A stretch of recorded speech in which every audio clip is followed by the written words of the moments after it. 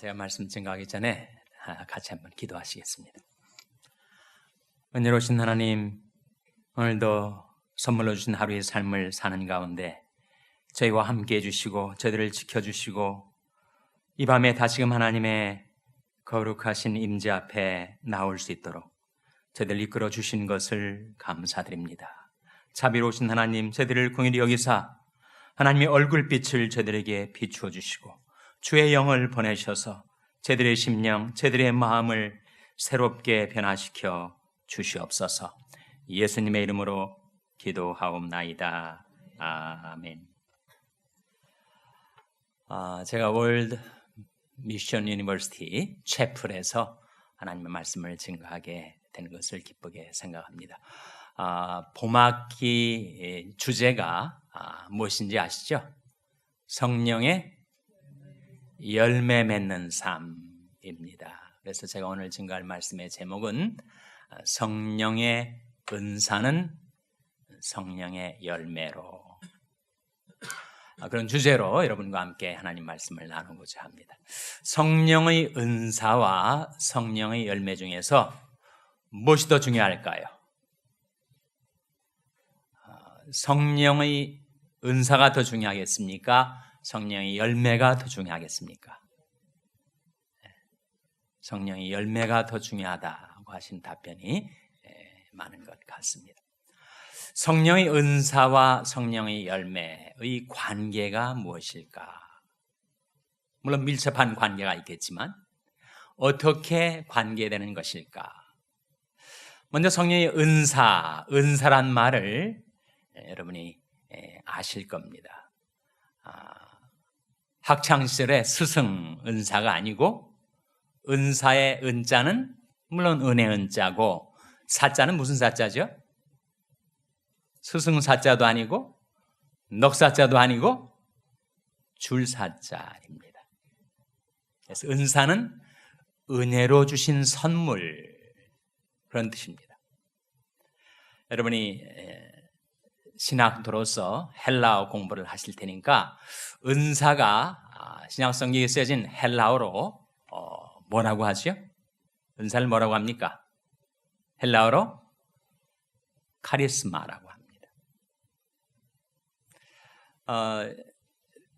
일반 사람들도 저 사람은 카리스마가 있다, 저 사람은 카리스마가 없다, 그런 말을 종종 하는데 카리스마가 성경에서 나온 단어, 그것도 은사를 가리켜서 카리스마. 은사들 복수가 되면 거기에 타를 붙여서 카리스마타라고 하지만 바로 카리스마가 은사입니다. 은사. 우리가 자연인, 내추럴 맨으로서 없었던 성령으로 우리에게 주어진 영적인 재능과 능력을 가리켜서 은사라고 하죠. 영어로는 gift라고 합니다. 선물이란 말이죠. 재능이란 말입니다. 그래서 은사는 우리가 복음 듣고 회개하고 예수 믿었을 때 하나님께서 우리에게 주신 영적인 생명 안에 포함하여 주신 새로운 영적인 재능, 새로운 영적인 능력을 가리켜서 은사, 카리스마라고 합니다. 왜 주셨는가? 성령의 은사 주신 것은 마치 무엇과 같은가? 여러분, 집을 건축할 때 아무리 힘이 좋은 사람이라 하더라도 맨손으로 건축하기는 어렵죠. 장비가 필요합니다.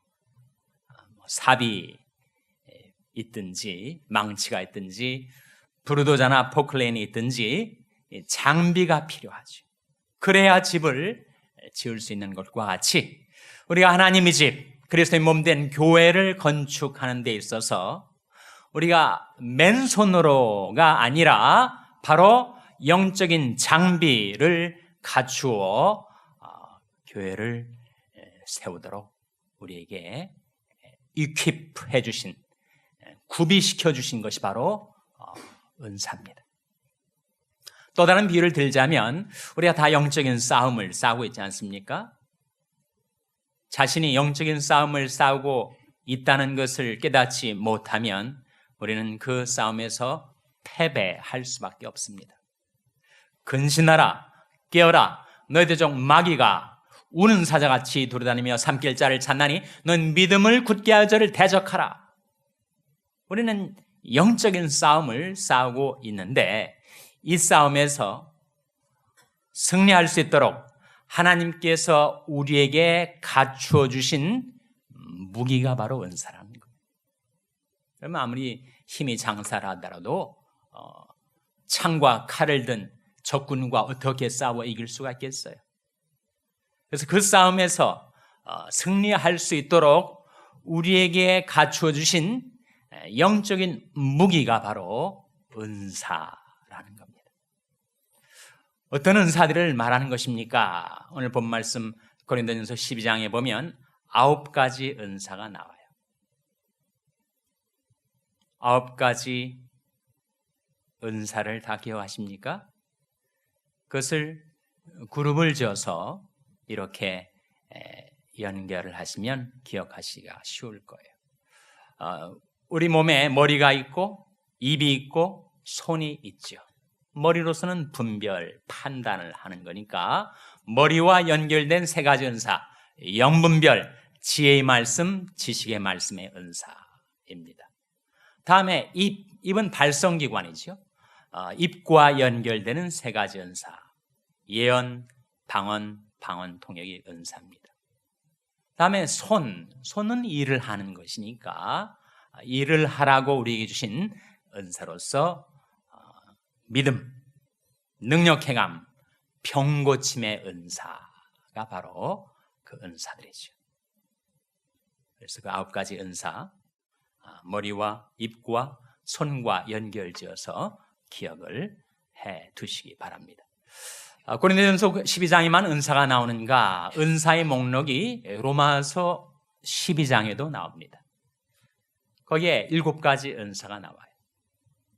예언, 섬김, 가르침, 권위, 구제, 다스림, 긍휼의 은사가 있습니다. 예언의 은사는 은사 같지만 섬김도 은사입니까? 섬김도 은사입니다. 권위는 무엇을 말하는가? 오서리티를 말하는가? 권면하고 위로하는 것을 말하죠. 그것도 은사입니까? 은사라고 성경은 말씀합니다. 구제도 은사래요. 다스림, 리더십의 은사도 성령의 은사입니다. 긍휼 역시 은사예요. 즐거워하는 자들로 함께 즐거워하고 우는 자들로 함께 울 수 있는 그 긍휼의 마음, 성령께서 주신 은사라고 말씀하고 있습니다. 한 목록이 에베소 4장에 더 나오는데 그가 혹은 사도로 혹은 선자로 혹은 복음 전하는 자로 혹은 목사와 교사로 주셨으니 거기에 5가지 은사가 나와요. 사도, 선지자, 복음 전하는 자, 목사, 교사의 은사가 있습니다.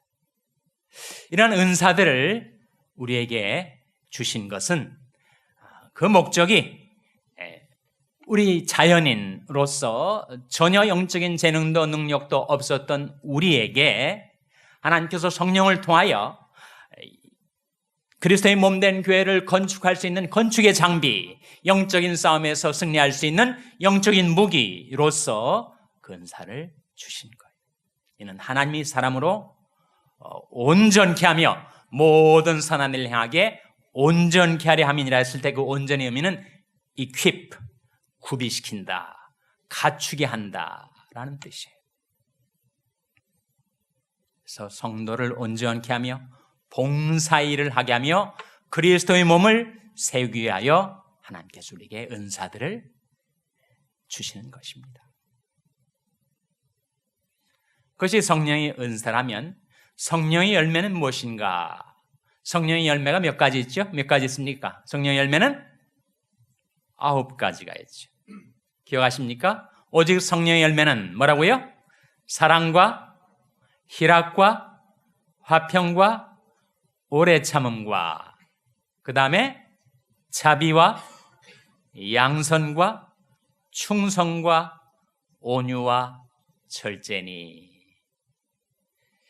그 성령의 열매들은 인격적인 특성이죠. 그렇지 않습니까?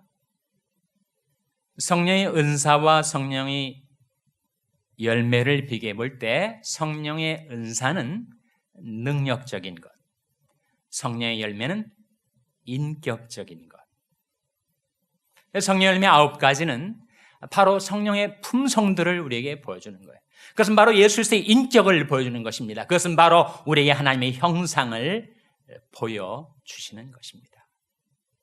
그래서 성령의 은사와 성령의 열매의 관계, 불가분의 관계, 밀접한 관계에 있는데 어떻게 연관이 된다는 것인가? 하나님께서 우리에게 성령의 은사를 주신 것은 성령의 열매를 맺고 살라고 주신 것이다. 성령의 은사는 성령의 열매로 이어져야 한다는 것입니다. 사실 미움이 많았던 내가 어떻게 성령의 열매, 사랑의 열매를 맺을 수가 있는가? 늘 우울하게 살았던 내가 어떻게 희락의 열매를 맺을 수가 있는가? 늘 불화 상태에 있었던 내가 어떻게 화평의 열매를 맺을 수가 있는가? 정말 잘 참지 못하고 인내하지 못했던 내가 어떻게 인내의 열매를 맺을 수가 있는가? 잔인했던 내가 어떻게 자비의 열매를 맺을 수가 있는가? 악했던 내가 어떻게 양선의 사람으로 변화될 수가 있는가? 불충했던 내가 어떻게 충성의 열매를 맺을 수가 있는가? 혈기 많았던 내가 어떻게 온유한 인격으로 변화될 수가 있는가? 절제하지 못하고 방탕하게 살았던 내가 어떻게 절제의 열매를 맺을 수가 있는가? 그것은 내 힘과 의지로 이루어내는 것이 아니라는 겁니다. 찬송가에 내 힘과 결심 약하여 늘 깨어지기 쉬우나, 얼마나 우리가 깨어지기 쉽습니까? 좀 새롭게 살려고 결심했다가도 깨어지고 패배하는 삶을 살았던 내가 어떻게 성령의 열매를 맺어 예수 그리스도의 인격으로 하나님의 형상으로 성령의 품성의 열매들을 맺을 수가 있는가? 그것이 바로 성령의 은사로 가능하다. 우리는 초자연적인 신기한 성령의 은사들을